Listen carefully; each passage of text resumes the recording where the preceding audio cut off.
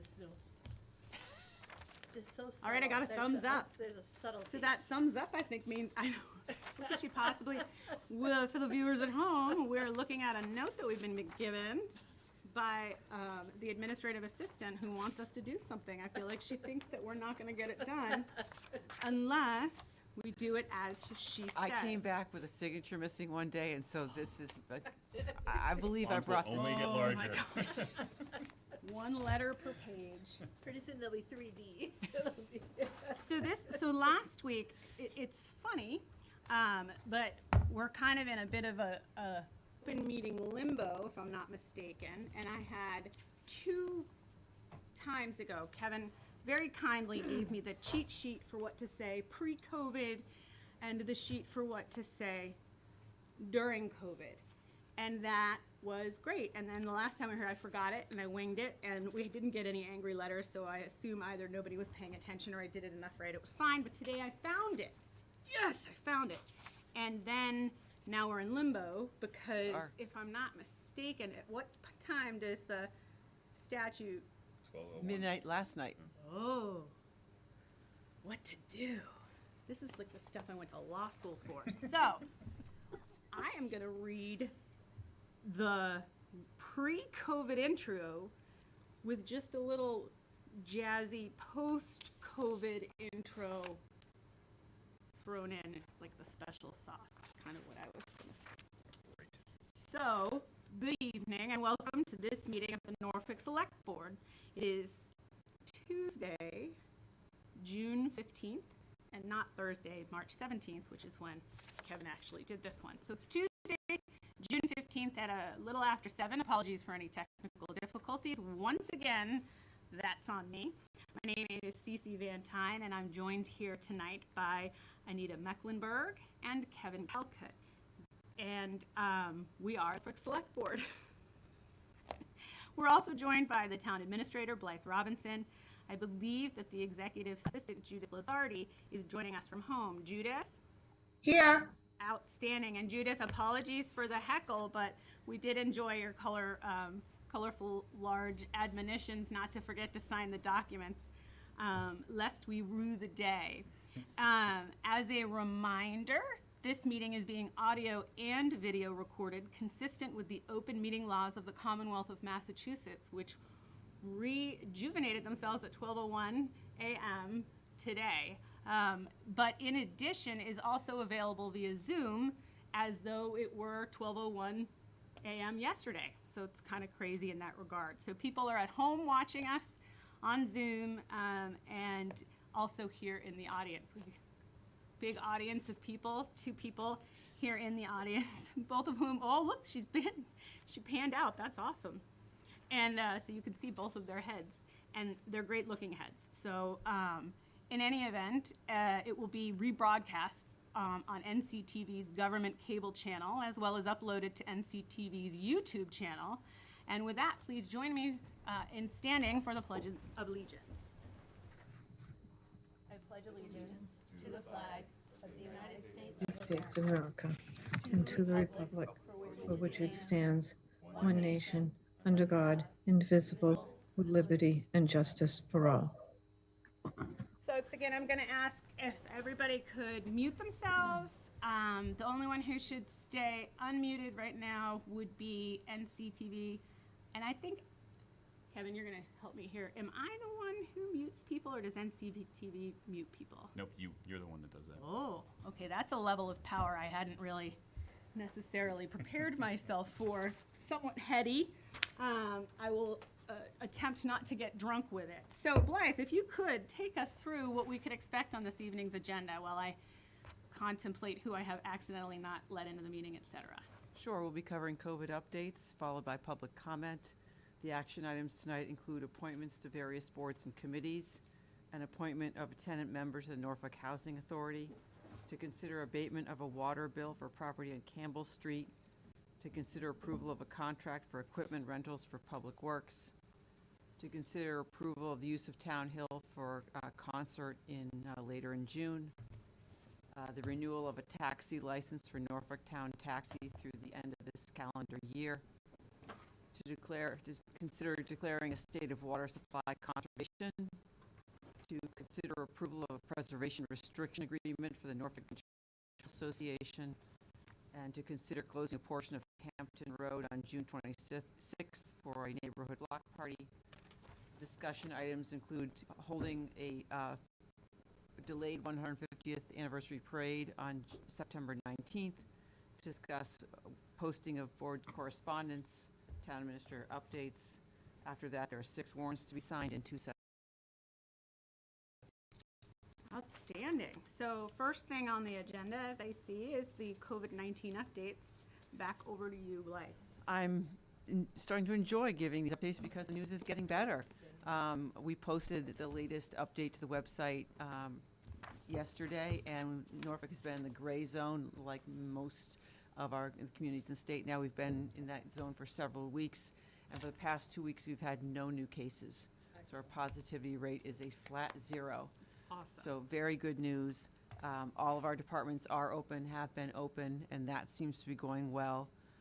As you mentioned, the emergency order is emergency is over, but we're still in a little bit of a limbo about what that means for meetings and some of the other business that we do, but I'm sure we'll sort that out in the coming days with that state legislation.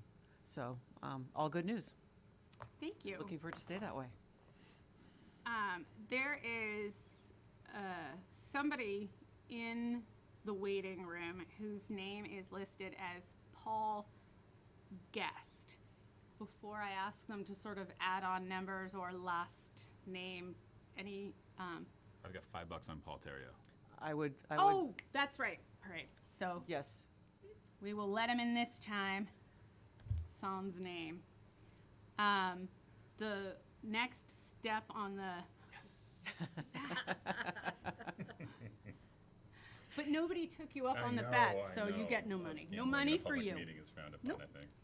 Well, Very, we're very- kind of, I was in Vegas for 3 days, so I kind Not of in feel the Robert's Rules of Order there. you would be amazed at what's in the Robert's Rules of Order. So next on the agenda is the public comment period, which is the period in which we invite members of the town, emphasis on members of the town, to come before the board and speak on subjects that are of interest or concern to them, understanding that because of the open meeting law, we may not be able to comment, and it is unlikely that we will. There are 3 minutes per commenter, and that is with the exception of meetings where there's a posted discussion period for particular reasons. That's the period in which folks are going to be able to comment from home. And now I'm a little nervous because there's going to be the hand raising, muting, unmuting thing, but you got to do it once. Are there any folks who would like to comment? Raise your hand. She has her hand raised. All right, I got Karen, I'm coming up for you. I can unmute myself. Oh, see, look at that. They can unmute themselves. It sort of robs me of some power, but on the other hand is somewhat of a relief. I'm It'd be a torn. fun Karen, like welcome. award, though. Right. Thanks. We'll just keep muting and unmuting you. So I'm not sure I'm filling in for Betty tonight, and I think it's appropriate. I probably have as many gray hairs that she has.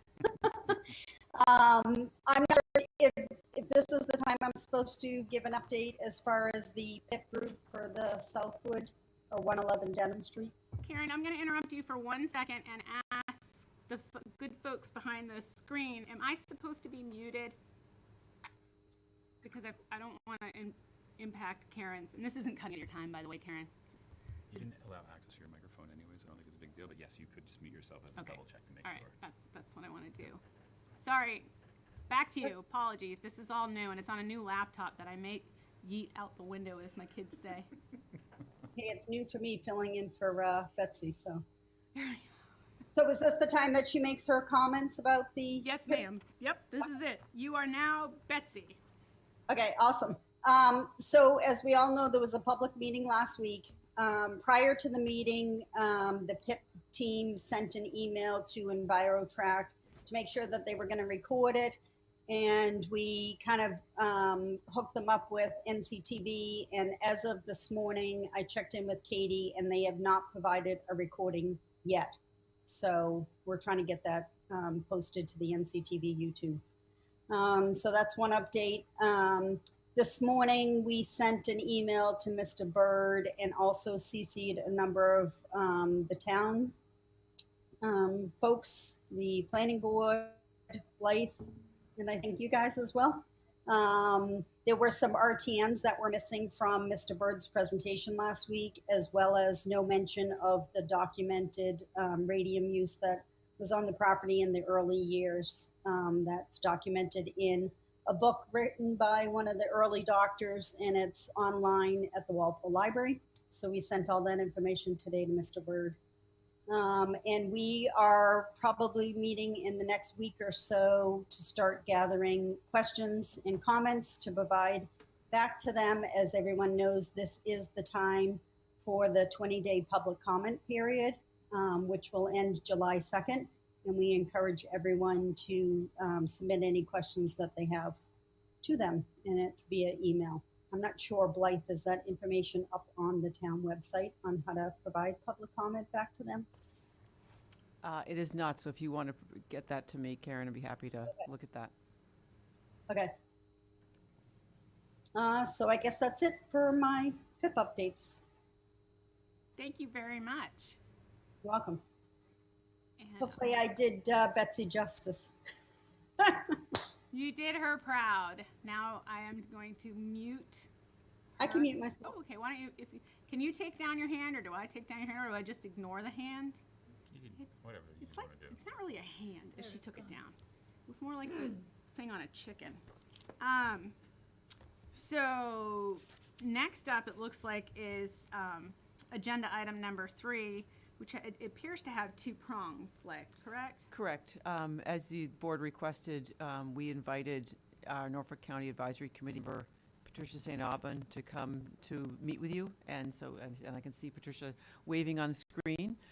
So she's here to discuss with the board, her work on the committee, and certainly there's a lot in front of the board these days with the federal funds that are coming down, and it seemed like a good time to have a discussion about the select board's priorities and making sure that everybody's on the same wavelength about how Norfolk is represented. She contacted our office earlier today to let us know that joining her would be one of the county commissioners, Richard Stady, and I see him in the Zoom box next to her. So we were going to start out with just a conversation between all of you, and then we do have some appointments to take up after that. Which don't in any way relate to Correct. this particular thing. Correct. So outstanding. All right, I am going to Patricia. Oh, good, you're Yes. already unmuted. I'm here. Say, Thank you, I was gonna Cece. rely on you to do your unmuting because I did it myself, my so mouse thank pad you. is a little bit loose. So I'm going to be brief because Richard had a meeting at 7:30 and he came on nicely. And I have served on this board together for 5 years. Truly appreciate being reappointed for reconsideration this year as well. Blythe contacted me about a month ago and talked about the American Rescue Plan Act. And that's typically what I think Richard can talk about. I know they received 2 letters explaining that the money's going to come to the town directly, and then there's some money that's going via the county as well. And Bill Buckley, the assistant county director, he and I had a number of discussions about this, as has Richard and myself. But you've gotten the letters. You can see that this money is going to come in 2 batches. Probably have already received the for the town. But the county money is still being worked on. The mechanics, and that was the second letter that you received from the commissioners, which Richard is one. That's about how the county is going to handle the money. Whether they're going to run it through the state and then have it sent county, or are they going to have it directly sent to the county to distribute to the town? Either way, would like to retain some money for the county for some capital project, and otherwise you're going to get the money. It's just about the mechanics of the recording now, which Richard could probably speak more to, that the commissioners are being very thorough about what they want to do with this particular money, but they do want the preponderance of it to come back to the towns. I had sent you an email from the governor's office that talked about the money that you would be receiving, and very small print. The town will receive in two tranches $1,184,101. Presumably, you've already received half of that. That comes from the federal government direct, and then the county government. What your portion is $2,301,908, and that's the piece that you can speak to, because that's the that they are trying to determine what is best means possible. Now, it does have to get 7:30, maybe a little after. But Richard Scrimmington, he's an attorney as well. He's been on this board for 8 years. I've enjoyed him day one. I believe also town monitor over there in Canton as well, and involved in a lot of the teams over there in Canton. He's just a great guy, and most recently should be congratulated because he was elected as one of the commissioners when one of them stepped down. And so there are 3 commissioners, and Richard's one of them. And most grateful that he took time out of his schedule tonight to join us and to speak on this issue, since he knows much more than I do. Thank you, Richard. Thank you. Members of the board, it's an honor and a privilege to be here. Elected county commissioner, as Pat said, we worked well together for the last 5 years. I was on a little longer than Pat. She knows that. I had the pleasure of serving Canton as my delegate for many, many years. And I think that probably prompted me to run for county commissioner. That was one of the reasons where I had the experience. But Pat did a great job outlining the amount of money and revenue you'll be getting and outlining the situation we have right now. Basically, I wanted to just highlight very quickly the difference between the CARES Act and the American Rescue Plan. People get confused a little bit. The CARES Act was designed during the pandemic, and the administrator of it was the state. So the state was the one that took the money, divvied it up, and you probably got, I'm sure, your share of that money, like all the towns did, to help offset losses of revenue and things of that nature. The American Rescue Plan is a little different. There's about $65 billion targeted for counties across the country, and the counties were designated to be the administrator of the funds. About 137 million will come to Norfolk County. And as Pat outlined, a certain amount go to each town, and depending on the size of the town and other factors they factor in. Primarily, the goals of this money is supposed to be spent in 4 general areas. One is to improve broadband. A second area should be in your water or sewer infrastructure. A third area is supposed to be to help your essential workers. And there's a great definition of what basically is an essential worker. And the fourth is to offset revenue decline because of COVID, but it has to be based on the last fiscal year. So if you had a good fiscal year and your revenues did not go down, shall we say, you couldn't technically apply for revenue to offset that, since there was nothing to offset. Here in the county, we're looking and targeting to improve the broadband system at the Aggie school. Frankly, it's terrible. It's way behind the times. It's not a good situation for the students, for the teachers, and even out of safety. We need to improve that. We don't have any water or sewer, obviously, to attend to, and other areas really don't really relate to the county. So the portion that we're looking to perhaps keep will be minimal. It will be used for improving our broadband at the Aggie school, as I said, and also for administrative costs. Here's the catch. Whoever handles the money is responsible for oversight, and you have to give a complete accounting of every penny to the United States Treasury. And part of the delay in moving forward is that we are proceeding carefully. We want to make sure that we have the right personnel set up to administer the funds. There's been talk lately about a movement by the state to say, give us the money, we'll take care of it, since we did it with the CARES Act, and maybe perhaps we'll give the county a small amount back to handle your issues. So that's kind of like, let's say, a volleyball, a political volleyball that's going back and forth. And every time I talk to Bill Buckley, and I mean, he's doing a very fine job, there isn't a week that doesn't go by in our agenda where this has not been talked about openly and transparently. And I know that Our letters were sent to all the towns because we wanted to make sure that you knew we were on top of it. The only good news I will tell you, it's going to get closure very soon. Part of the challenge and the excitement of being a newly elected county commissioner is that we had a lot of personnel changeover, as Patricia knows. We not only had the retirement of our Aggie superintendent, Tammy Quinn, but probably more on point, we lost our director. Mike left us to go to Dayton, so we had an acting director who did a nice job, but we finally, after a thorough search and a very good process led by a consulting group, we've hired a new director, Mr. Cronin, who will be taking over this week. So I have a good feeling after meeting with Mr. Cronin today, in fact, that we're going to get this thing resolved and we're going to be moving forward very quickly. So essentially, look for something to come about very quickly.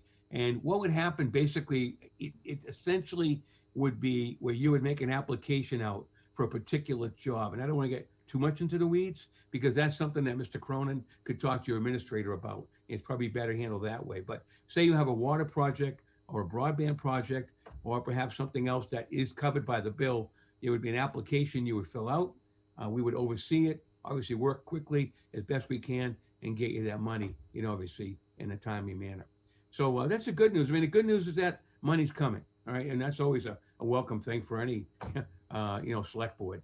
I know myself, I served way back when in Canton Select Board too. And I know you're always looking for revenue, right? You can't have enough of that. So it's coming. It's just that we ask you to be a little bit patient, keep the lines of communication open, certainly work through Pat. She does a very fine job. I'll tell you, she's well respected and she's not afraid to ask hard questions at the advisory board meetings. She does her homework and she's always been one that isn't afraid to say, take a different position, if you will. And that's, again, that's okay. And that's fine. That's how you get, you move things ahead a little bit. So I look forward to working with her and you. And obviously I'm here for any questions I'm able to handle as well. And I thank you. Thank you, Richard. Patricia, anything to add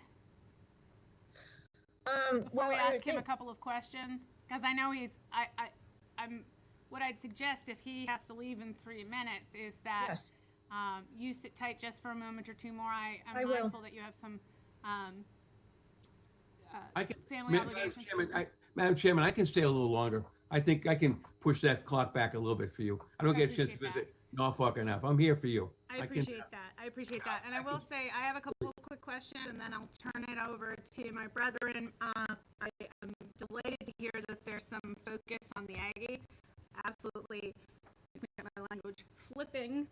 Love that place. And it is a gem. I think it's a hidden gem, and I think it's really cool and awesome. And I don't know how exciting broadband is for me, but generally the Aggie is extremely exciting for me. So kudos on that. With respect to a couple things, it's my understanding, is it right that it'll probably, some of these decisions will be made no sooner than August? regarding this money? That's correct. Yes, that's what Bill Buckley told me. He's hoping within under 3 months, but Richard might know more. That's who I had directed the question to. Apologies. I know it's hard when the both of you are. I just figured I'd ask some questions of Richard where he had to go. Okay. Madam Chairman, you know yourself in public government, there's always a moving target. Situations. Which is why I said no sooner than. Right. So I say, you're right. Well stated. Well stated. We have a new county director.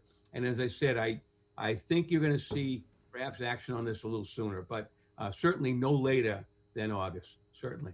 We'll get moving on this. Okay. And then I guess sort of this may be one that's more of a sort of a conversation, and I don't know that it's necessarily fair to ask you about it, but I'm going to have you sit and listen and maybe you can weigh in. From my perspective, the journey was that we learned that these monies were potentially out there and that they were going to be awarded to the county commissioner. And then the question became, are we going to see any? What's that going to look like? Is there going to be sort of the classic nationwide search for staff within a particular organization such that, maybe the monies don't come our way? That's not what happened, but that was sort of the initial sort of concern, right? Lots of us have been involved in government for long enough to know that is always the exposure. Next thing I knew is that I got sort of somewhat of a jazz hands letter, I would like to call it. Sort of a, yes, there's some money out there. Yes, we hope you get it. Sit tight, but so, with enough carefully chosen words that I was probably more unnerved than I was before I got the letter. And then subsequent to that, probably around the time that I got the second letter. So the first letter really didn't have too much to do with this million and change that you're talking about that the towns would have gotten. This is all about the county money. The second letter came around substantially contemporaneously with, I would say, the last meeting that we had, and Blythe reported the information that was accurate at that point, which was the as relates to, and I've skipped a step and I apologize, as relates to the idea that the county would turn the money over to the state for management. And that was the intervening piece of information between, hey, are we ever going to get this money? And this last meeting, we had heard that the county was exploring, because they didn't have the staffing necessary to provide suitable accounting to the federal government, or they felt that maybe they didn't, that one of the things they were contemplating was punting it to the state for the state to manage and take 20%. And that seemed silly to us, who, as you point out, are basically trying to see how much of the money that should be allotted to us, or we say should be allotted to us, we can acquire. And then Blythe had heard that, in fact, there had been some discussion, and that likely would not take place, that there would be exploration of staffing at the county level in order to manage the money there, which would be less than the 20% of the $2 million and change in order to do that piece. That's kind of where I thought it was until tonight, where I heard again, it was sort of like 3 steps forward, 2 steps back, or actually the inverse, because tonight I feel like what I heard was that the state was still very much in play, and that sort of 20% tithe was also very much in play. And so I was just curious if you could speak to that. Had there been a change so that the county commissioners were more bullish on keeping it in-house, and then did something change, or is it just the way information is disseminated? All right, let me be candid and honest as best I can. This is your first meeting with me. I'm not afraid to shoot from the hip and be straightforward. I'm a minority member of one of 3. I have been advocating from the very beginning that the county retain the funds, the county manage the funds, and the county oversee the funds. My colleagues have been undecided. And so what attributes your perhaps misinformation is the fact that you're getting mixed signals from someone somewhere, and perhaps it's from our administrative assistant doing the best he can to keep everyone apprised. And like I said to the advisory board, I addressed the advisory board at the last meeting, at the final meeting, and I basically said, listen, you know me, we've broken bread over countless years. I'm asking you to be patient, to let us sort out this and get all the people in place. And as I said, respectfully, think about this. If your administrator wasn't there, how would you operate? We haven't had an administrator. We now have that person. We now have a person who's going to lead us and oversee the ARP. We're going to be talking about this tomorrow. You're more than welcome to tune in. If we go live, I don't know what we're going to do. That whole thing kind of cracked me up in the beginning because the governor's order expired, as you know. But I heard this legislation pass. The House passed a bill saying you can go back to Zoom, and it's waiting for action in the Senate. We're in Massachusetts.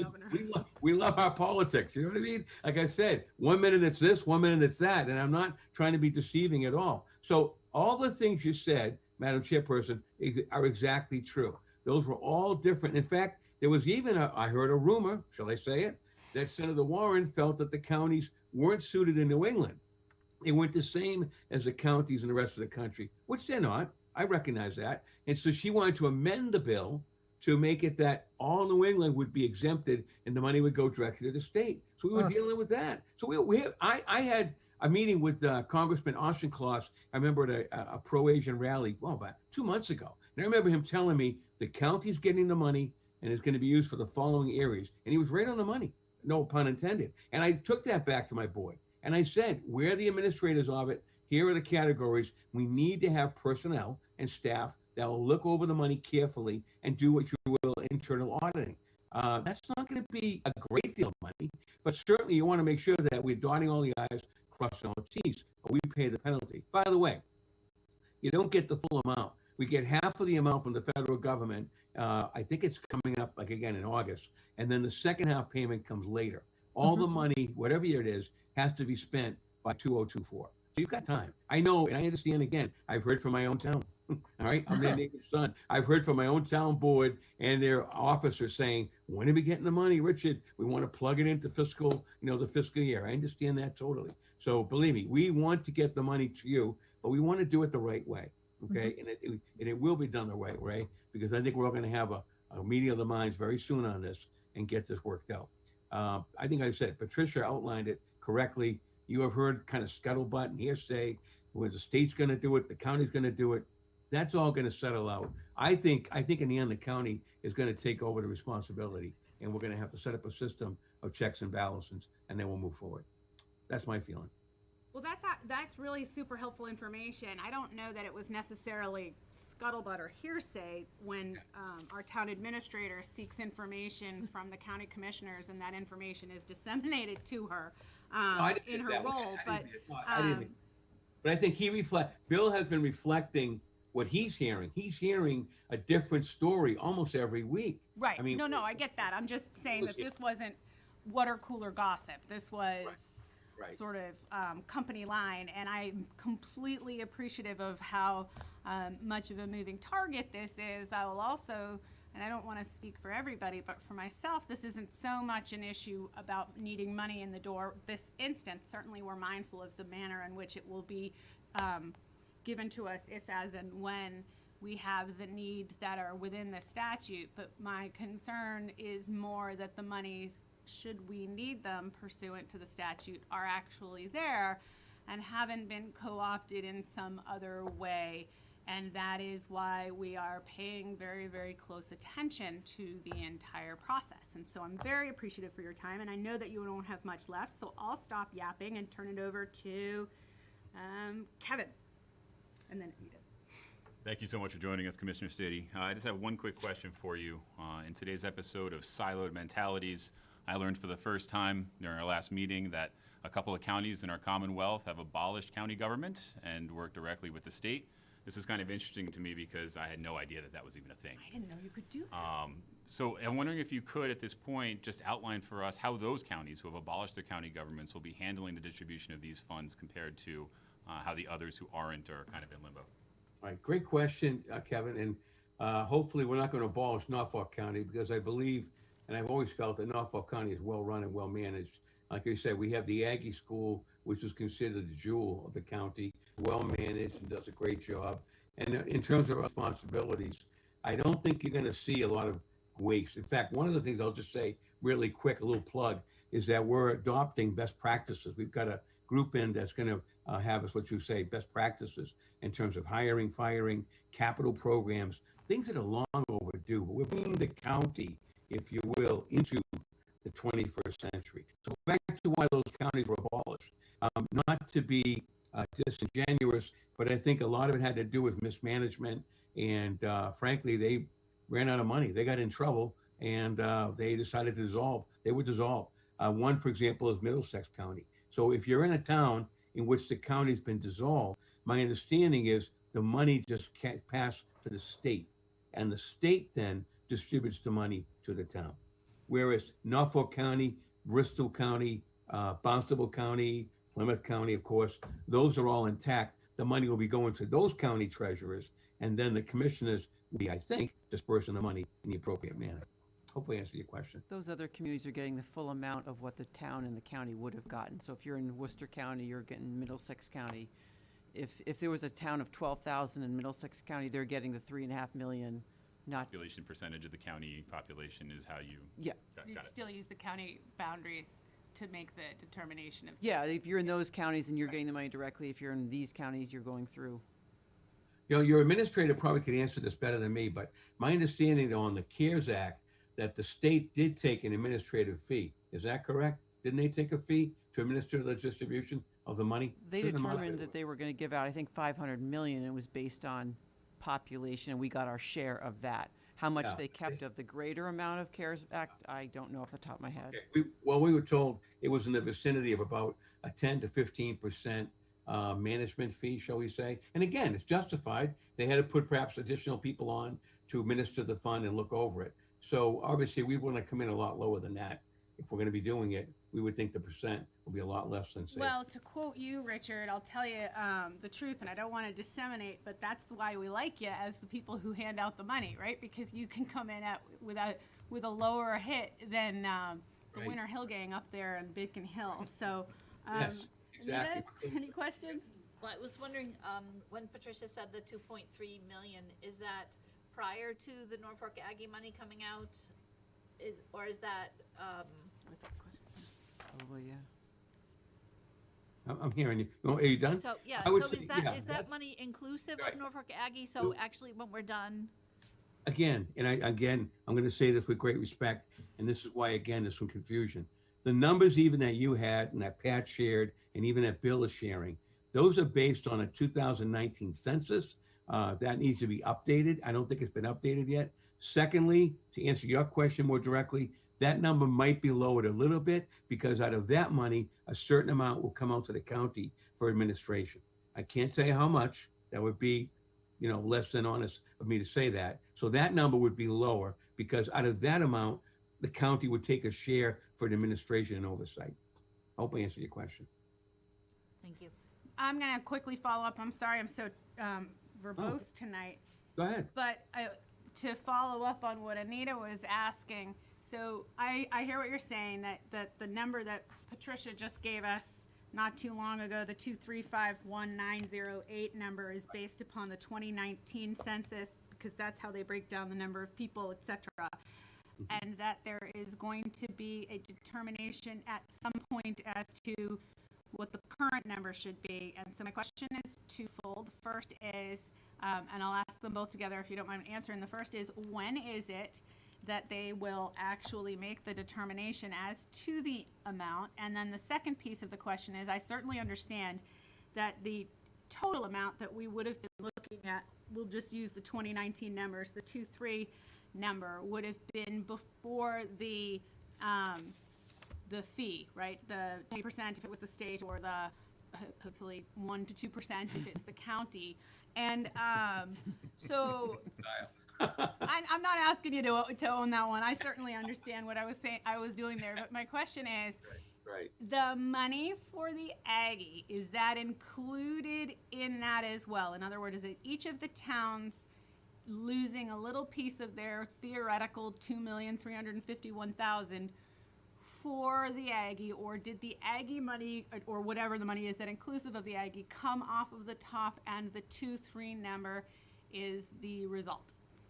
Okay, let me do it as best I can. Okay, I'll thank you. give you an answer. I know everyone wants answers, and I don't want to be evasive. No, if you don't, I understand that this is a moving No. target. We're very appreciative of you actually being willing to go out on a limb and give us more information. I'm taking a leap Accuracy. of faith, like Harrison Ford. So I hope I don't fall in the pit. Let's say in a round number, county's going to get 137 million. All right, let's round it off to 137 million. We have talked about, again, at our meetings openly, that perhaps the share to improve our broadband and to address other county needs and set up oversight might be somewhere between $6 to $10 million. All right, now those are, again, round numbers. So if you take that number off the top, what you're left with is, say, 125 to, say, 128 million. And then that would be divided up at the right proportion. So again, it's dangerous to give you a number, because then if I come back to visit you in 6 months during a holiday, I will get a lump of coal or something. No, we would never. We would heckle you, but with love and a beer. So, which is I've had different. that.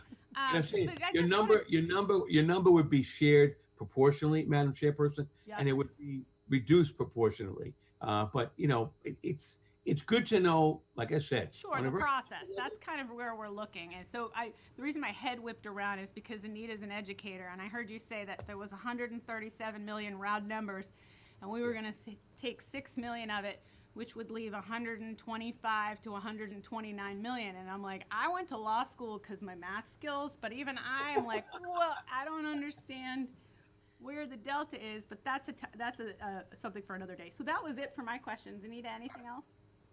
I was just curious about the group you said you're working with best practices. Is that a new arrangement with them, or did that precede the American Rescue Plan?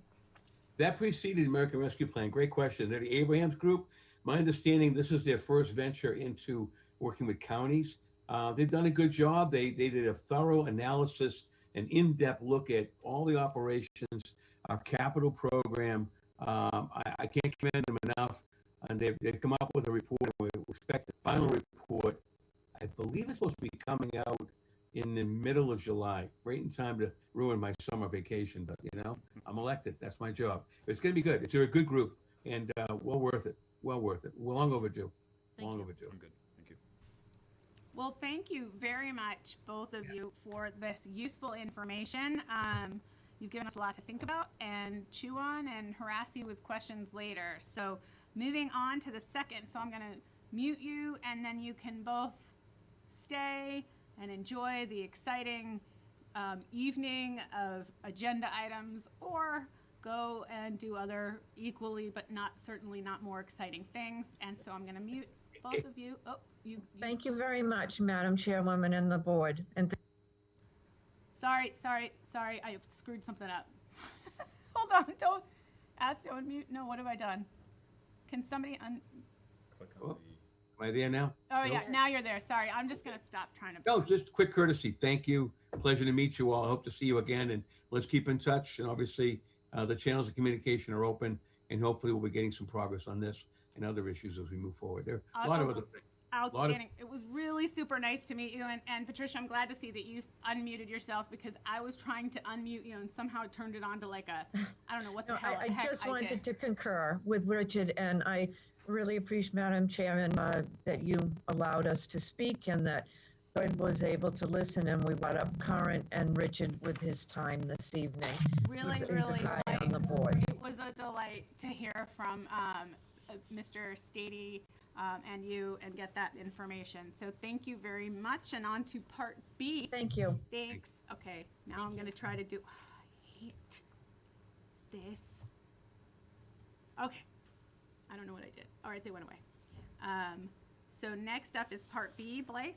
Yes, so as we continue on the process of making reappointments, we've connected with a few more people and have 4 different folks to appoint or reappoint to boards coming up. 1 for conservation, a reappointment, 2 new appointments, 1 for Council on Aging and Cultural Council, and then Mr. Axberg, who you appointed as an associate member to the ZBA a little while ago, would like to move up to full member, and so that's a vote as well. We didn't give you the whole spreadsheet this time, just kept it to those 4. So that's the action for you to take tonight. I would also like to mention, just for the public out there, we did have a second resignation from the Conservation Commission, so we have 2 openings there. I did update the website about that, but looking for every avenue to get the word out. If it's conservation is something that people are interested in, we would love to hear from them and bring them forward for you to consider, because that's an important board. And when they have 7 members and only 5, that means only 1 person can miss a meeting. That gets tough sometimes. So. That's what we hear. Yep. Right? It's the rumor. Yep. We don't. So the motions are in your packet if you want to take those up. Outstanding. So I guess that the first one, the information are going to go to this page. While I'm turning, Blythe, if Alex is actually a reappointment, Correct. perhaps the folks viewing at home would like to know a little bit more about the Conservation Commission, how frequently it meets, what kind of work that it does. They meet on Wednesday evenings. I think it's a second Wednesday of the month. I'm not completely sure. Because I think ZBA is 3rd. They are in charge of managing the town's wetland bylaw and the state's wetlands bylaw, and their work comes into play when properties being developed, and you need to be careful of the wetland resources and how you might need to address what you're willing to do within the rules for that. So people need to apply for them when they're building a house or there's some other type of action going on. So it's fair, it's technical, but it's about the environment, and I think that might be interesting to some folks. So they're following either state law or our own local bylaw in that work. Conservation is one of the departments in land use, so they are supported by the town planner who oversees that division, as well as a conservation agent. So, Very cool. So, and then the packet is the information, I guess, that going in. so we didn't include hers because she's a reappointment, Okay. but there is information in your packet about the folks who would like to, Mary Milnerick, who'd like to be on the COA board, and Mr. Jacobson, who would like to be appointed to the Cultural Council. And how many positions were open on the Council of Aging? I think with this one, they'll still have one opening. So And that- there are more positions than there are people seeking to fill it? Okay, Yep. that is all the information that I need to know about that position. Outstanding that there's someone willing to do the work. And then same for the, I read the information from Jake on the Cultural Council. How many positions? They can have as many as 22. Oh, wow. This would have them have at least 5, which is the minimum. He would take the opening of someone who's served 2 terms and cannot continue to serve. You have to step off for a while before you can step back. So filling this position is important because it allows them to at least have a functional group. And then I understand David's. So right now, he's an associate member, and that board is 5 full members and 2 associates. If he moves up to full, we'll still have 1 full member opening. We do have a person who would like to be interviewed at your meeting in July to Right. fill a position.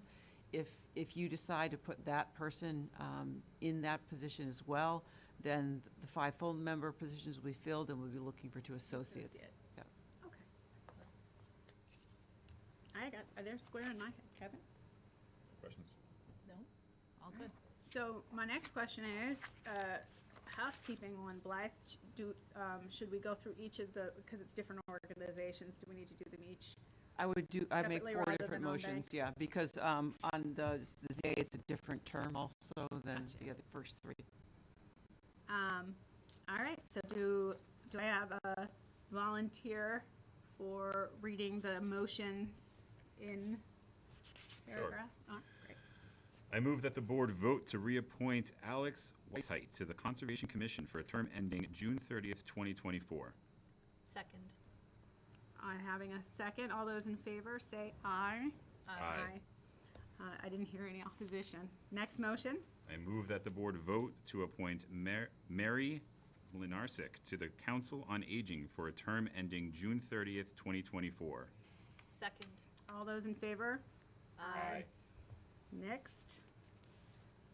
I move that the board vote to appoint local photography superstar Jake Oh, I Jacobson didn't to see the that. Cultural Council for a term That was ending missing June from 30th, 2024. Second. All those in favor? Aye. Aye. That was Aye. my place. I had to fill in the space. You get a little something I need there. Then the last one. Oh, Jesus. I move that the board vote to appoint David Axberg to the Zoning Board of Appeals as a full member for a term ending June 30th, 2025. Second. All those in favor? Aye. Aye. It is unanimous. Item number 4, Blythe.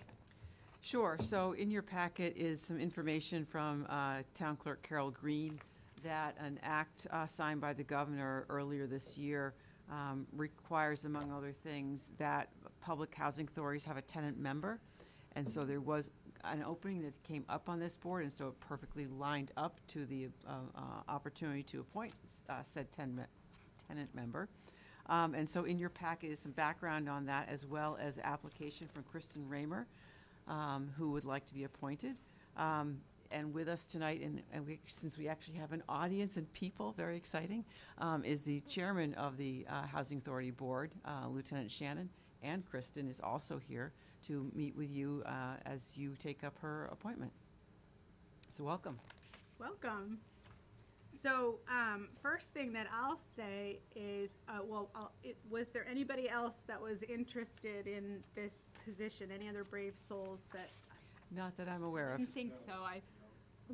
But while I would usually say, well, okay, but if folks came and if you don't mind telling us a little something about yourself, I don't know if you want to come up to One of the microphones. one of the microphones or come up and sit or so that then they get the side of your head on NCTV. Yeah. I've been in Norfolk since 1983, and I live with the Housing Authority, and I just look forward to helping to give back and help build it up. Outstanding. It's really nice to meet you kind of again. I met you at the beginning, but. And anything else to add? No. Okay, so that was all the questions. Do you have any questions? Oh, just thank you so much for giving your time. I agree. Thank you. Thank you. So I think that's it. Do I have a motion? Would you like to do this? Sure. I move that the board vote to appoint Kristen Raymer to the Norfolk Housing Authority Board for a term effective immediately through June 30th, 2024. Second? All those in favor? Aye. It is unanimous, effective immediately. Oh, that's rough. There's like no time, no chance to back out now, Kristen. Okay, so congratulations. I'm sure that your family's going to be celebrating gifts. Remember when I got my notary? You have to go into the Secretary of State's office to get sworn in, and a friend of mine and I went, and we went all over the city, like asking people to congratulate us. And they thought we were serious. We're like, I'm a notary! Notary, look! So you can go out and see if you can get a free meal or something out of it, so extra cup of coffee at the Dunkin' or something like that. Just guess what? So, all right, moving on to number 5. So in your packet is a request to abate a water bill for a property at 34 Campbell Street. This is a situation where we've been noticed that due to a Chapter 13 discharge of debt, this amount of outstanding water bill payment of $281.76 needs to be abated for prior to November 23rd, 2020. He'll be responsible for the water bills after that, but before then, we've been told we need to vote to abate those.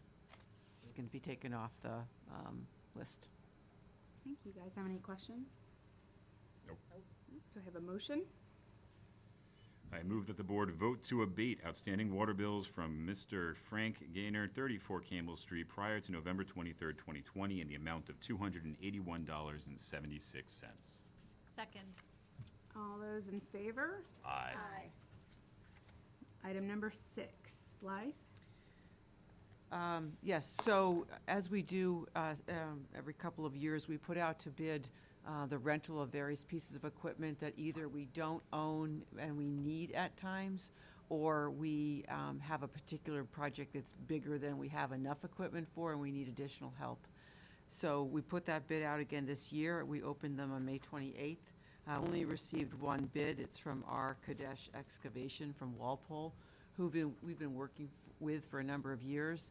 Most recently, they assisted us with their rubber tire excavator, which they needed to take down Lake Street to do the work for the conservation order of conditions to take the debris out of the edge of the lake as to finish that project up. We don't own one of those, and on a newly paved street, we needed to do that carefully. So that just, I heard you say rubber tire excavator, and I thought, they have an excavator for everything. Not one with rubber And then- tires. No, I thought they were excavating rubber tires. And I was Sorry. like, geez Louise, it's a weird thing to need. Like, imagine there's like a really, really specific item, and then halfway through your story, I'm like, oh, yeah, the tires. So this bid was for 1 year with two one-year renewals. When you look at the background, you can see that the total amount is listed as a bid of $100,000. I just wanted to clarify that we're not necessarily planning to spend $100,000. It's just that if we ordered these things and used it to the amount that we have budgeted if needed. It would be 28 days of work. It really depends on what comes up and what we need. We may not spend anywhere near that. It's not clear. It's just an upset amount.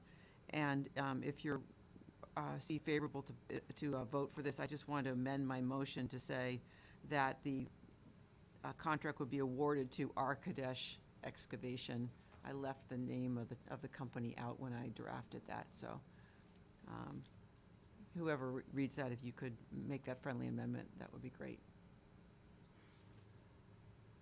Kevin, you have any questions? I do. Is it typical that we only receive one bid for items like this? If there's not a contractor who wants to be committing to providing services to the town or can't provide all the things we're looking for, it's possible that it's one. I mean, would I like there to be more? Of course I would. Right. But the number of companies out there and what they're focused on, I mean, right now, getting anybody to do various types of work is very difficult. And so I'm at least pleased that we have one that we have confidence in who did bid on it. And they are holding these prices throughout the 3 years, which is why I recommend we award it for 3 years, so we have that nailed down, so we know what we're possibly needing to spend in that period, and it's not going up. So. Thanks. Any questions? No questions? You don't want to know what else it excavates other than rubber tires? Inner tubes, other rubber items. Do I have a motion? I move that the board vote to award a contract for Kadesh Excavation for 3 years, beginning on July 1st, 2021. Second. All those in favor? Aye. It is unanimous. Item number 7. This is a request from Recreation to book Town Hill for a children's concert on June 22nd, starting at 5:30 p.m. The concerts are great. The Recreation is great, and they use it throughout the year for other things. Children are great. Town Hill's great. All of it's Also great. Lots of great stuff. It looks beautiful right now. Everything's green. It is beautiful. So,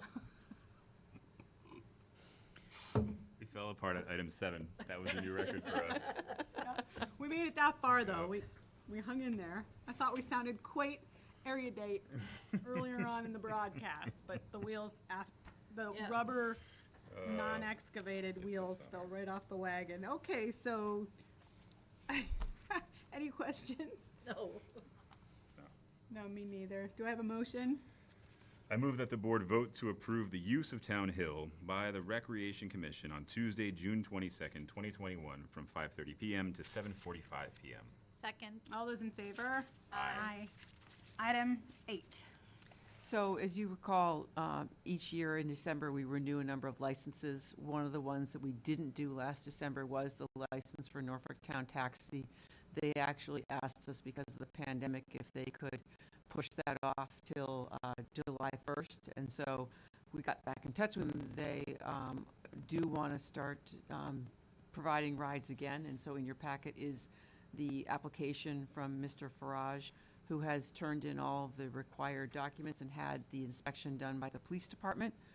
Everything is in order, and so the recommendation is to renew this license for the rest of this calendar year through December 31st.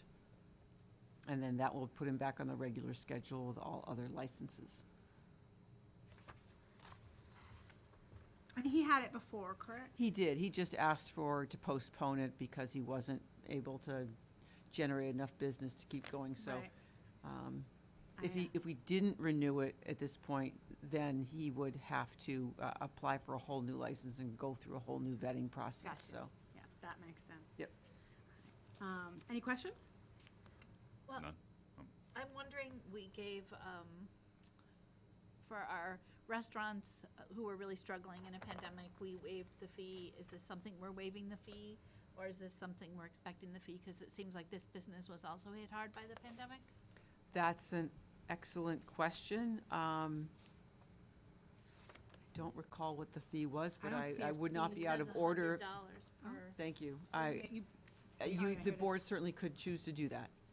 I think it seems like something that we wouldn't need to post. It's just sort of one of those You could amend the organic motion. things that happens, especially if you consider that, you can't even function. I would love to do that. Yeah, I think that's a great idea. Kevin, thoughts? Makes sense to me. So I guess that it's an additional motion, or? I would just amend the motion as you read it to add and to waive the fee for the Alright. renewal, something like that.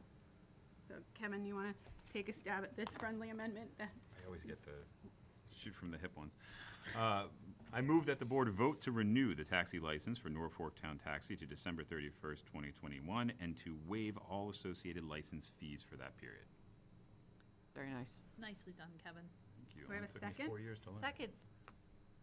See, he did a nice job, and then I lost it on the second. Second. All those in favor? Aye. Item number 9. So as we come up to summer, we want to renew the declaration of the State of Water Supply Conservation.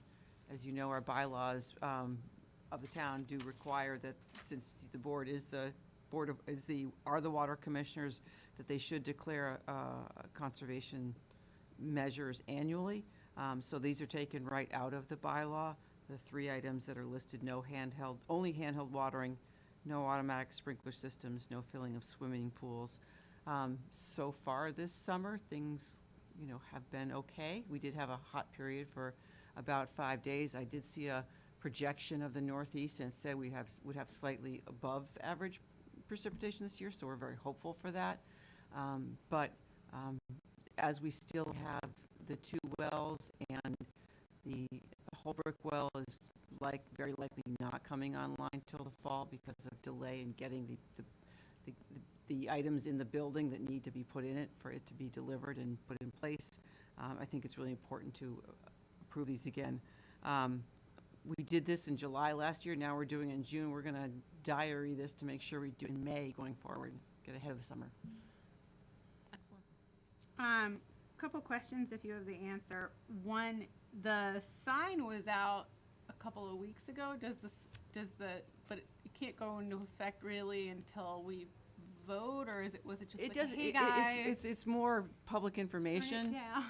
It's more of public awareness, I think, first, but I have spoken with the director about making sure we line up timing of the sign with timing of the vote, and we coordinate that better going forward. I mean, last year we had a tough year, and we got to the point of sending out letters and calling people. We never want to get to the point of handing out fines. It's really not the goal. So we'll do every other measure we can to help people understand why they shouldn't. But I will use this opportunity to say the state is talking very seriously about much stricter rules for everyone, not just town by town, what would you like to do, but being very concerned about water going forward. And there was a story in the Globe recently about how the Ipswich River last year didn't get to the ocean because there was no water left, and that the state overall has to take much stronger action on water overall. So I think this is just kind of the tip of the next phase. You were going to say I wasn't going to say iceberg, and then you nope. were like, that is the shape of water, and I will Can't not say live that. it down. I'm going to stop go another direction. But I just would say we're all going to need to be more careful, and we may have much stricter rules to follow in the future if this goes the way I expect it will. Which brings me to my next question. You noted that there in the your overview that the Holbrook well isn't going to come online until the fall. What would that ameliorate in terms of the restrictions, or is it more just in terms of the water access?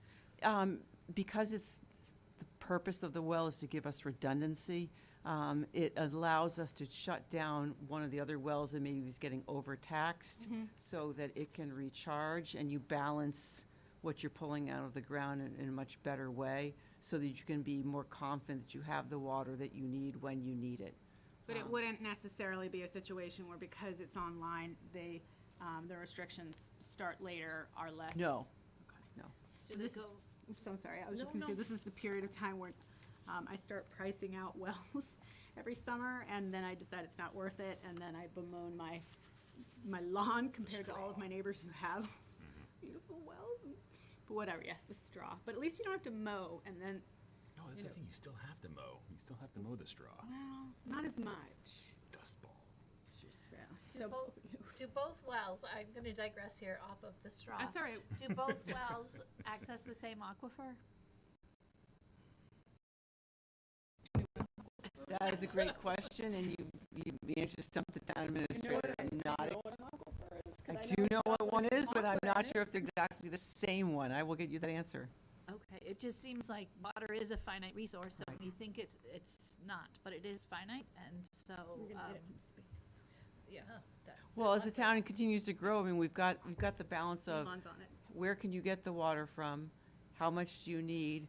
How much will the state allow you to withdraw, even if you have more than that? The Water Management Act and getting that renewed. And now you're talking about more layers of regulation about what you can do. And, will people be able to drill a well in the future and pull it out of the ground just because they can? I mean, So I I need think to that's, get the well that I'm always too cheap to get, but always fantasize about getting done before this legislation. Is that what you're telling me? I think we got to keep our eye on it. All right, well, that's good I to mean, know. it's just overall, I think New England's always kind of thought of itself as, well, we'll have plenty of water. It always rains here. We're going to be fine. And I think that's, We got a lot of people now. yeah. So, Blythe, I can will I get- ask you a little bit about us purchasing water last year? Do we know how much we spent on water from Rentham last summer? we do, I just don't have that at the tip of my fingertips. I Do can we get you that. anticipate that we're going to have to go that route again this summer? With everybody probably jetting off to everywhere and everywhere? Oh, that's a good point. They weren't. Well, I think it will be a different set of circumstances because everybody seemed like working from home last year. And if people have started to go back, I think trash delivered at the transfer station and water usage will probably both be a little less. But then what, are we going to have a number of heats, of 90-degree plus days and heat waves, which drives it up? I mean, those are factors that's just hard to answer. But, I mean, we will need to buy it again if we have those stretches and our wells aren't able to keep up, so. Okay. Thanks. Yep. Any more questions? No. Words that you want to show off? Tributary or anything like that? No? All right, so, do I have a motion?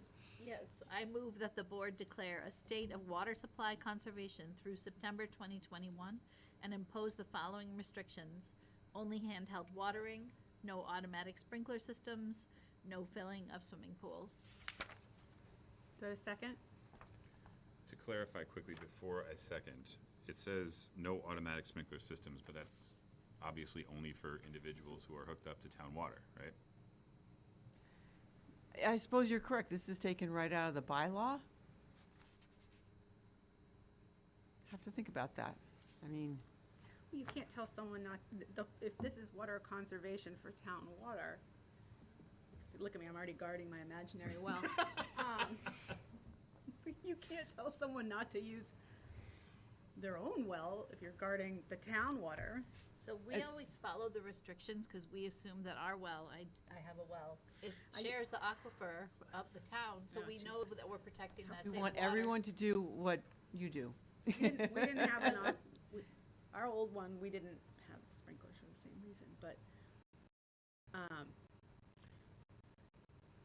Yeah, I didn't mean to make it more complicated than it needed to be, but I just wanted to know if there needs some clarification surrounding that to say, we're expecting that Well- nobody uses automatic sprinklers, we're expecting those who are hooked up to town water don't use them. so is it the easiest way to do it to just say pursue, if you're saying that you just copied it from the bylaw, then that's I don't the recall law. the bylaws more restrictive, but one thing I would say is that if, today we don't actually allow people to put in a sprinkler system hooked to town water.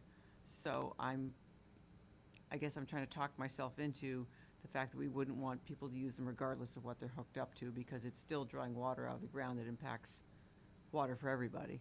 But I have to go back and study whether our bylaw is So I guess clearer. In order to get it done tonight, we could just say pursuant to the bylaw, right? Yeah. Like if the bylaw is so restrictive that even people who have them on their private a well that's not. Yeah, I don't The think we're town. able, we don't think, I don't Because think we have the You're not gonna be teeth. able to Right. tool, right, you're not gonna be able to tool around and say, well, you've been using more water because they haven't been using any of your water. Like they, Right, but theoretically. we can only talk to the people that we have data for, and we don't have it for you because we don't, it doesn't come through our system. Every So- year, I'm like, I do have teenagers, though.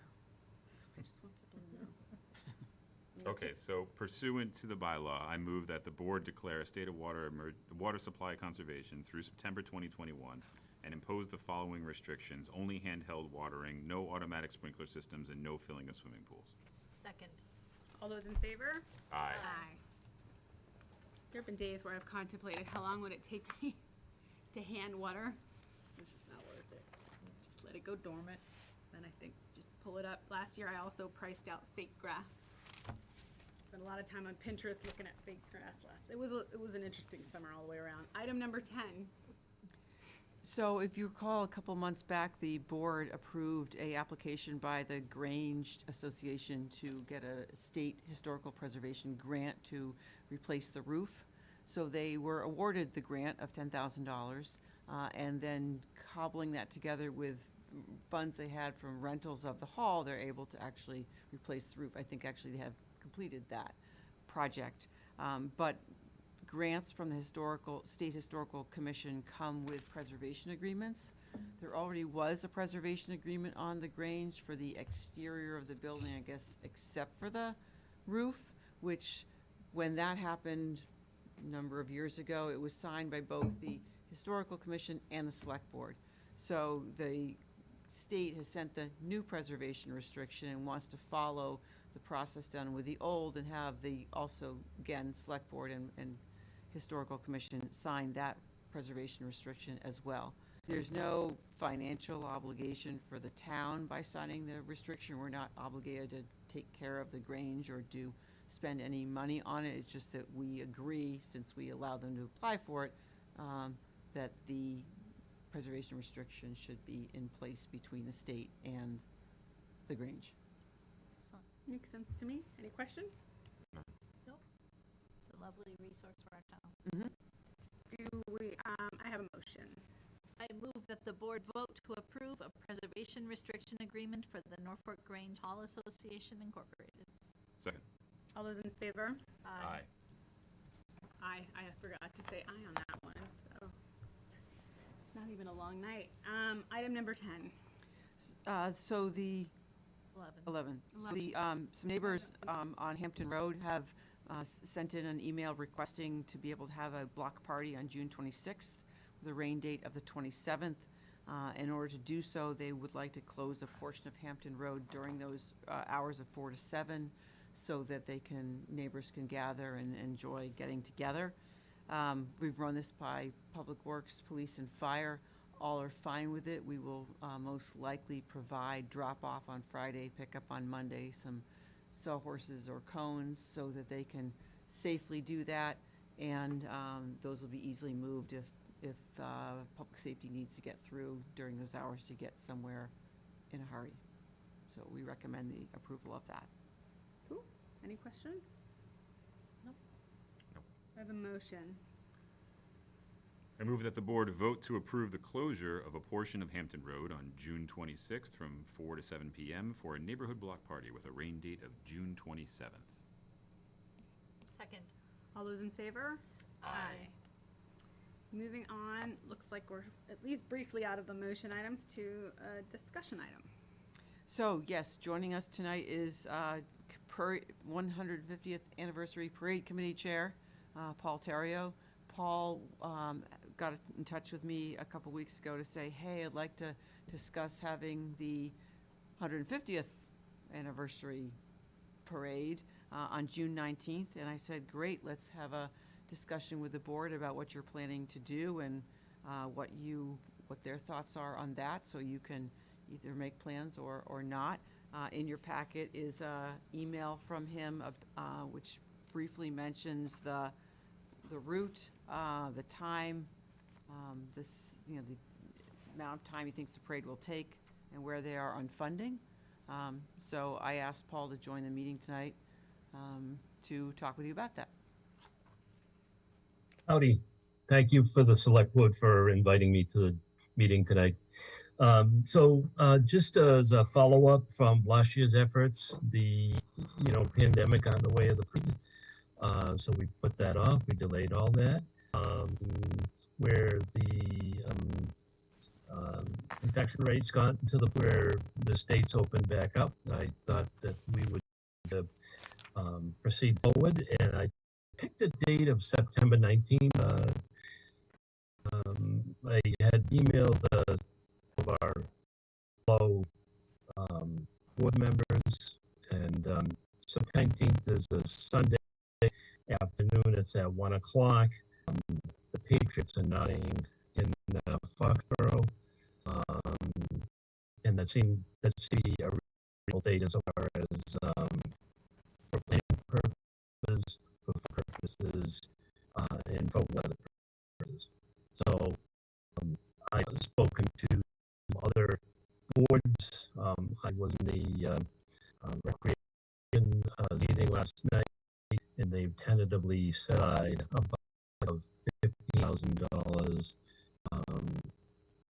The possibility of fire on Saturday night, and not taking it any further from a town standpoint, other than just soft talk amongst the Lions Club and a few other individuals.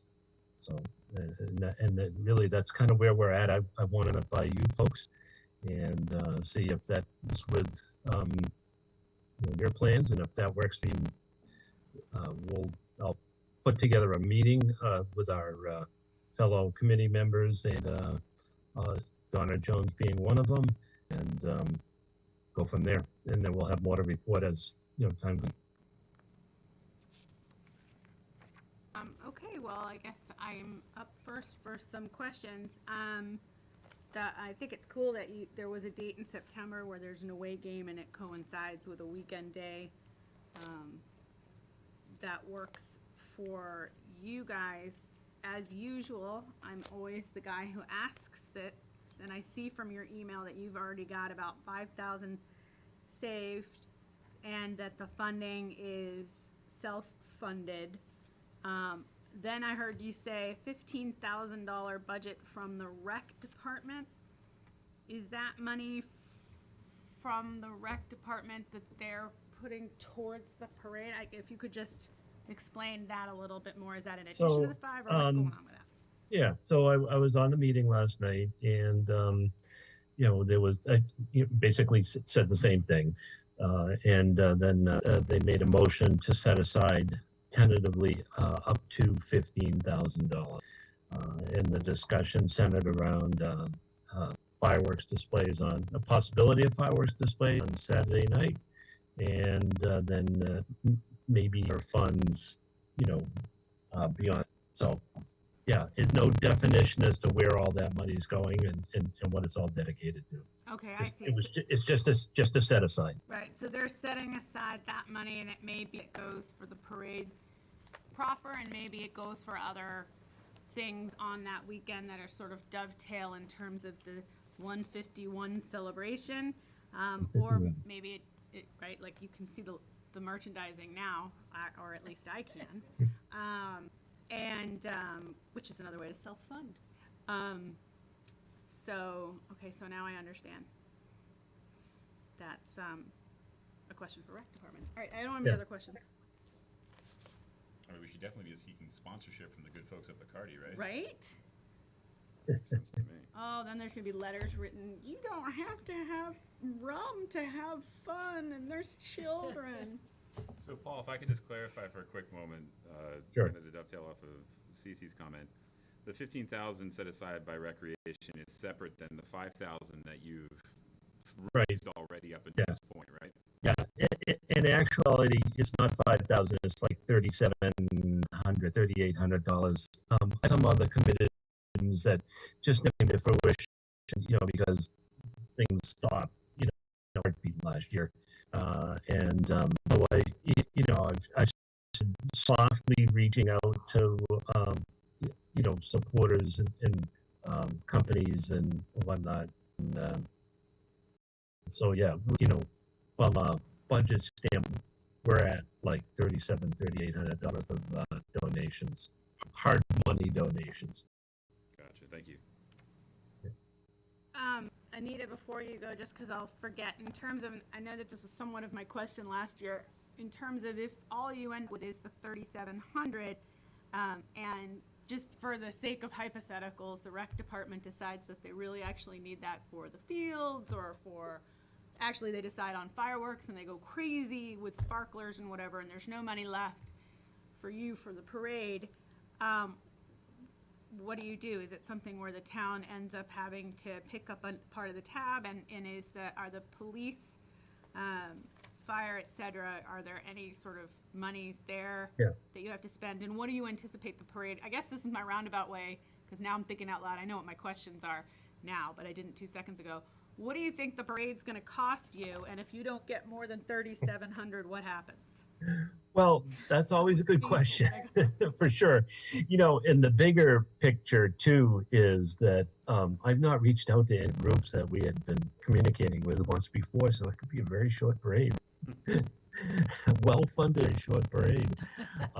So I really don't have a lot to say other than the fact the monies wouldn't be commingled. They would be managing this. There's none of the parade monies would go towards the recreation. Oh, no, I understood that. I just, playing the hypothetical, if there was no money left over from rec for other things that maybe they had done, and I'm sure that's not the case, but just, it was a hypothetical. Yeah. How do you handle if the fundraising doesn't equal the plan? Well, that's a good question. Curious. And obviously this is early days yet, right? It's just the discussion phase. It's just, my mind doesn't go to the fun stuff, obviously. So that was just, I mean, a lot of this is flying by the seat, right? Yeah, I that's mean, fine we all know that, so we're, I think the answer I was looking for was personal guarantee. right, yeah, exactly. My individual trade will go up. But Yes. I'm just kidding.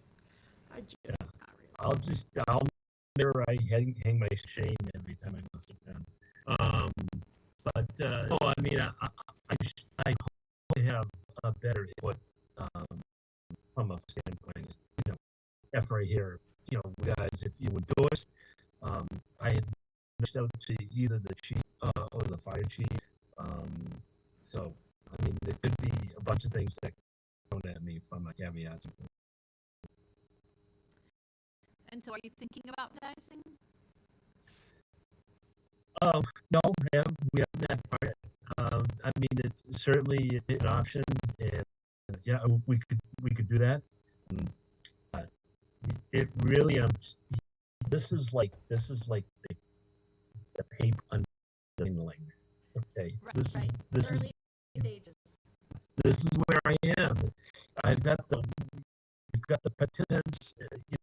We have to get on board. I'm sure that the spectators will all be excited to go to a given past year. So yeah, I just don't have those answers yet, and I apologize. No, that's totally fine. And I just think, philosophically, King, I'll CC Campbell the details and talk philosophically. We've had to say no to so many things. And so it's kind of exciting to think of us having something to celebrate as a town, and to Sure. Something that we can gather and do that's really positive and lovely. And so thank you. Yeah, no, my pleasure. Yeah, I mean, it was something that, it's just always stuck that me that, we as a town just need to do that, so. Absolutely. I'm good. I guess if your question was, are we open to a parade so long as it's joyous and fun and we're not on the hook for it so much and whatever, then yes, those are very easy boxes for you to check, Paul. Okay. Yeah, no, that's fine. I think it's worth exploring, absolutely. Yeah. I mean, again, I'll coordinate with Donna and a few of the other prior members. like I say, I've already sent out some emails to the other Oh, board that's right, members. because you guys, I'm sorry to interrupt you. You guys had a board, right? Mm-hmm. Did you- Yeah, did you Donna, ever meet? Donna was on the board. Did you Jack do your Kelly. minutes? What's that? Are there minutes? There is one page of minutes. Channeling my inner Carol Green right now. I can't even very tell you. God, yeah. You were watching. Is Carol which I don't think she typing in questions because she's on for minutes? But She's a but mini Carol on my shoulder. Where Yeah, are minutes? I mean, from a minute standpoint, we really, other than, like we were trying to get the effort going, it was just like, you do this, would you do that, would you do this, would you do that, that thing. There was really never any decisions made other than that we were working towards a point where we could, make some decision, so. Yeah, I mean, I've got the agendas, expand on the agendas that we had, and I, Donna graciously sent me some minutes of, like our first meeting and whatnot. And really, it's just an expansion of those minute discussed, efforts. So. Thank you. And I enjoyed asking that question so much. I felt like such a It's okay. school marm. Sorry. So, anything more? No. Okay. Well, thank you very much, All right. and we'll talk to you soon. All right. Great. Thanks a lot. All right. Okay. You're good. And then next item is the correspondence. I don't have anything. I don't think there's So anything in new. case anybody's following along at home, it doesn't have their agenda open. I will tell you that the next item on the agenda was discussing the board correspondence, if there was any correspondence worthy of posting. I don't have any. It doesn't appear that anyone else does either. And so we're on to item number 14, town administrator updates. A couple things. This Saturday is Juneteenth. It's now an official state holiday. It happens every year on June 19th, regardless of what date it follows. And so all public offices are supposed to be closed. For us this year, because it's a Saturday, the library will be closed. The transfer station is open this Friday instead of this Saturday. I know that won't serve everybody easily, but we're trying to work around it.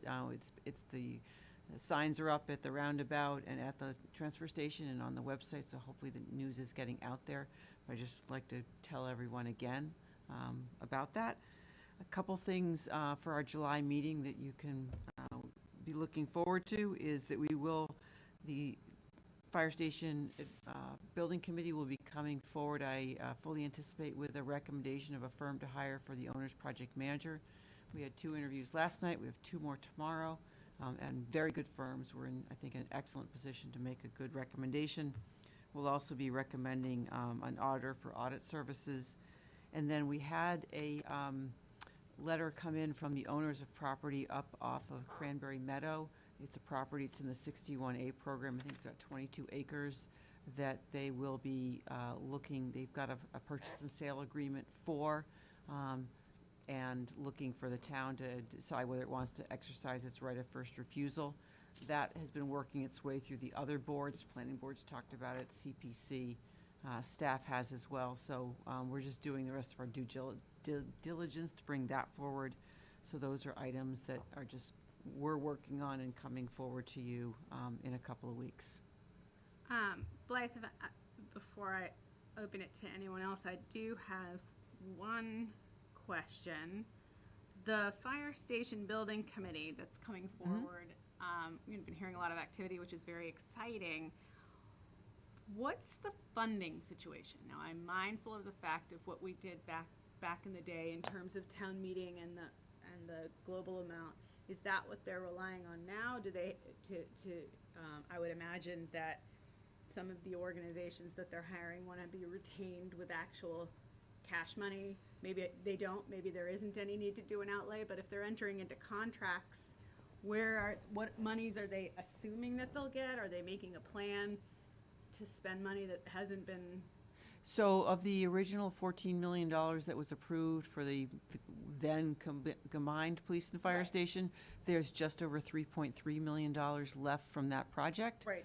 So this, we'll be hiring a firm for the feasibility phase, which will be a very limited phase to help us hire the architect and then study whether or not to renovate and/or Okay. replace the building.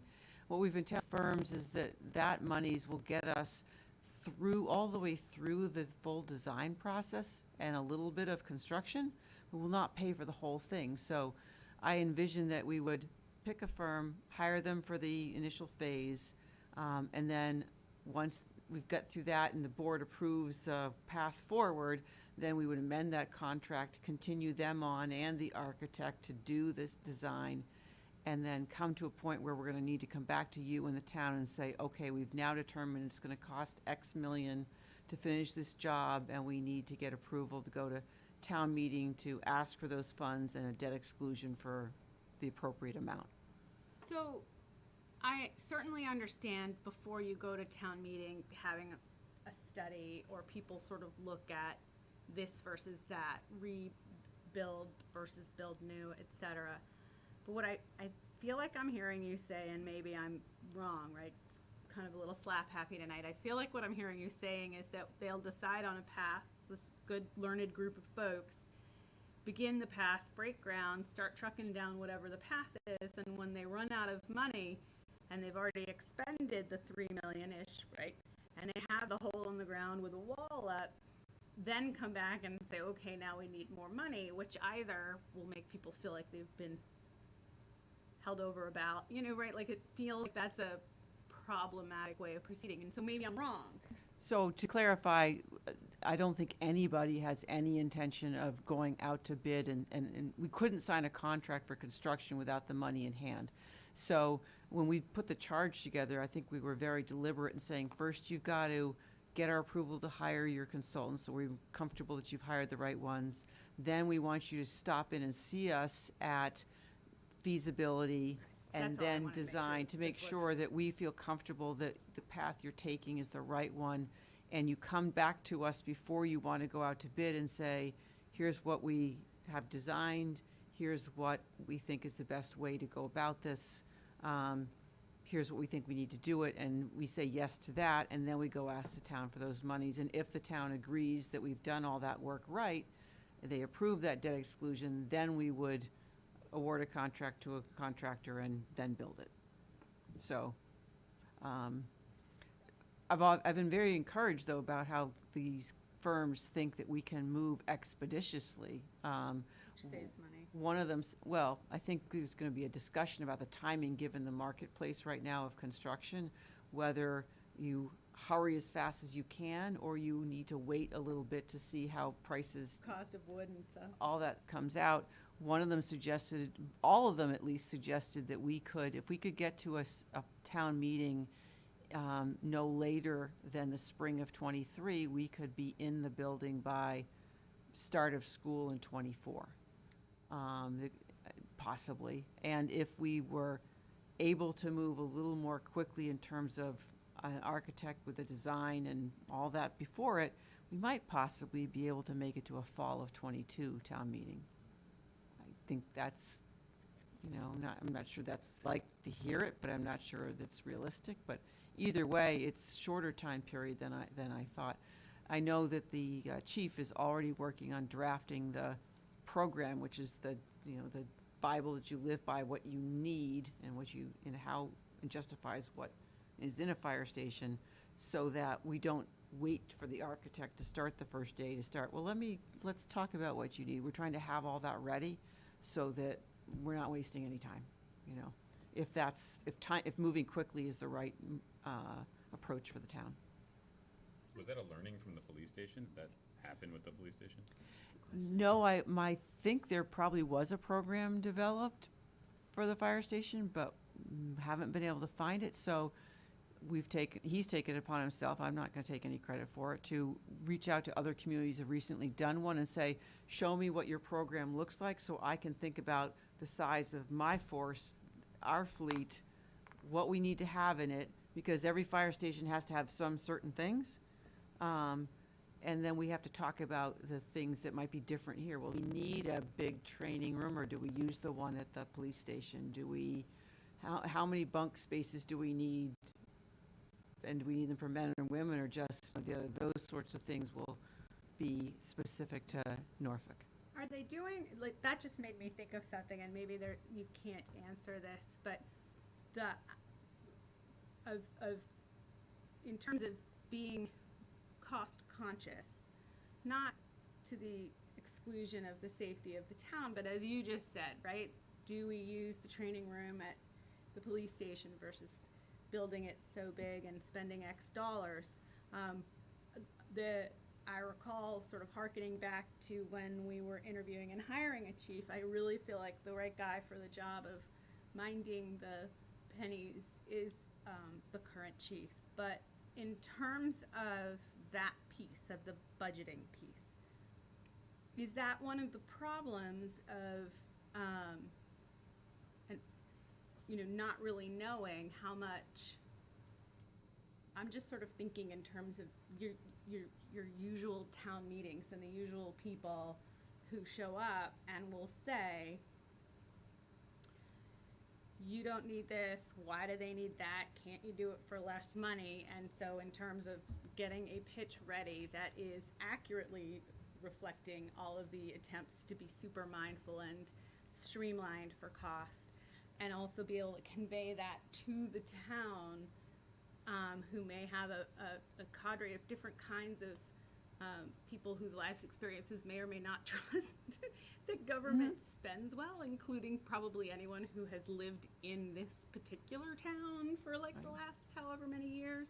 I'm just thinking that being mindful of documenting or being open to, maybe even, and that's the way of doing it. Here is what we think we need, but here's why, you may think, oh, you should be able to do it for less, but we did that research, and right, like, just.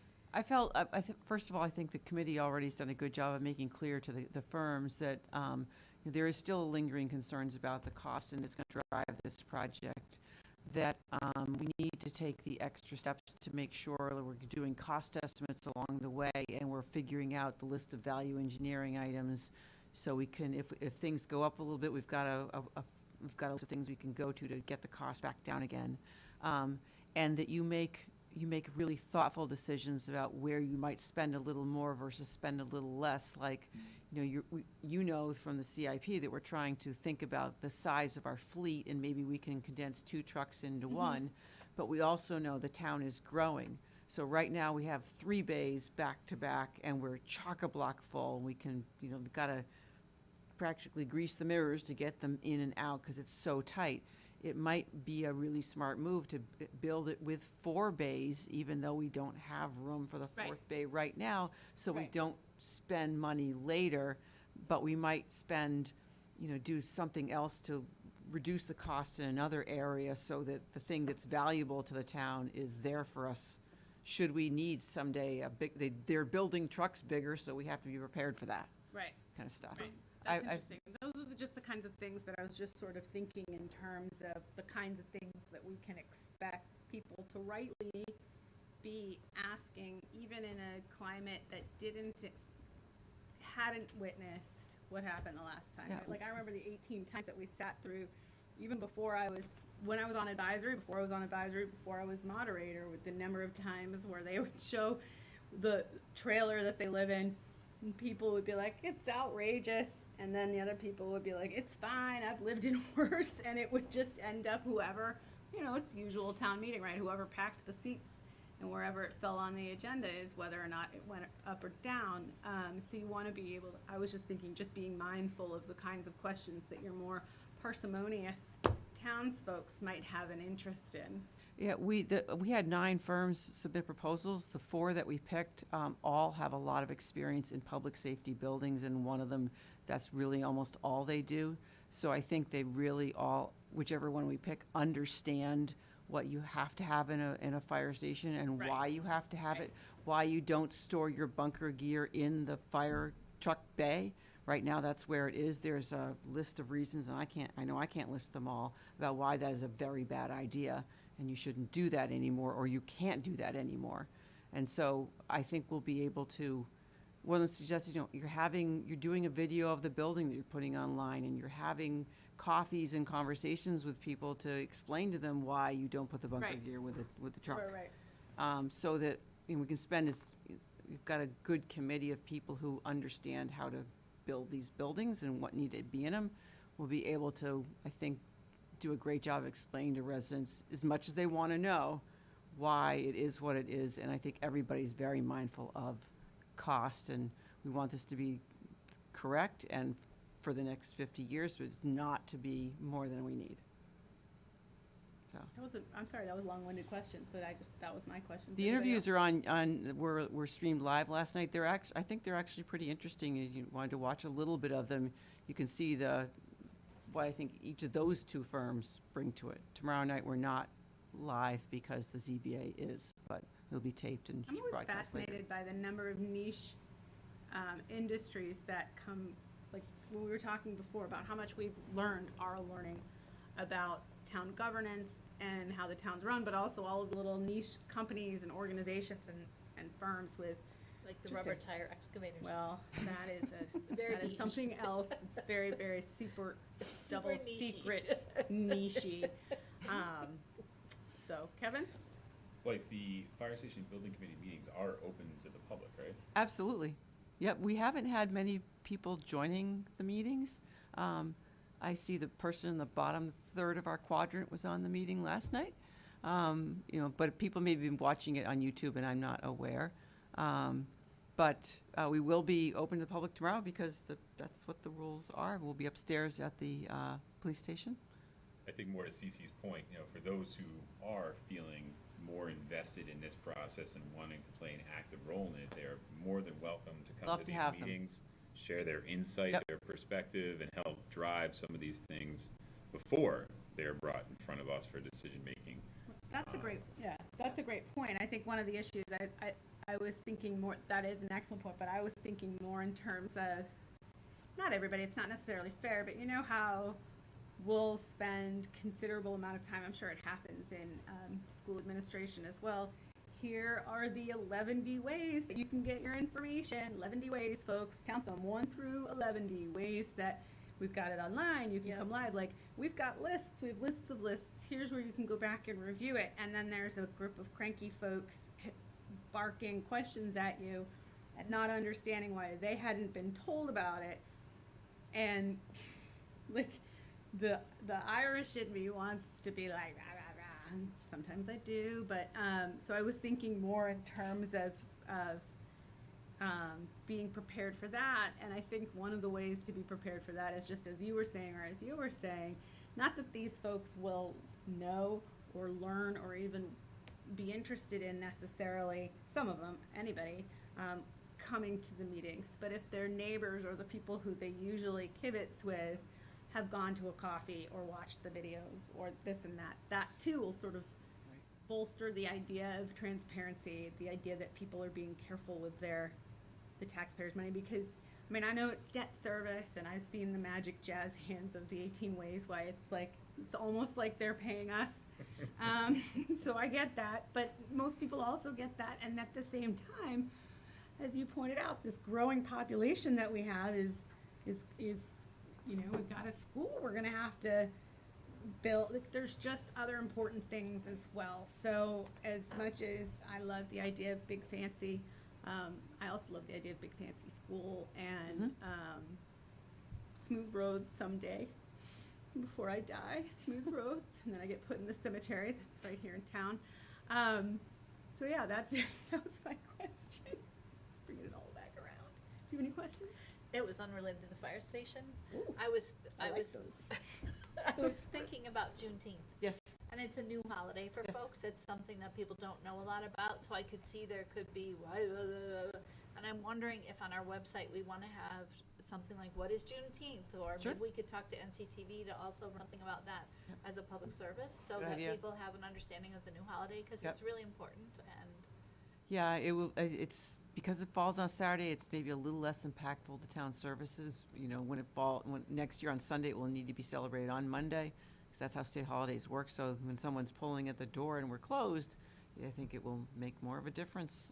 But yes, But it's an Absolutely. opportunity for public information, and it is a Sure brand is. new holiday. Yep. Happy to. Thank you. Anything else? Moving right along. So I guess that's up to 15 then. And do we have a motion on number 15? I've lost track, is it me? I move that the board approve 6 warrants for the period June 1st to June 11th, 2021, as printed on the agenda for this meeting. Second. All those in favor? Aye. Aye. All right. 16. Do we have any? We do. I also move that the board approve the minutes of May 18th and June 2nd, 2021, regular meetings. Second. All those in favor? Aye. Aye. Woohoo. I guess that is it, unless we have another motion. Sure. Any last minute observations, comments, other water Nope. ways, words you want to? Okay, well then, do I have a motion to adjourn? So moved. Second. All those in favor? Aye. Thank you very much, everybody. Lots of things. Cece? Oh.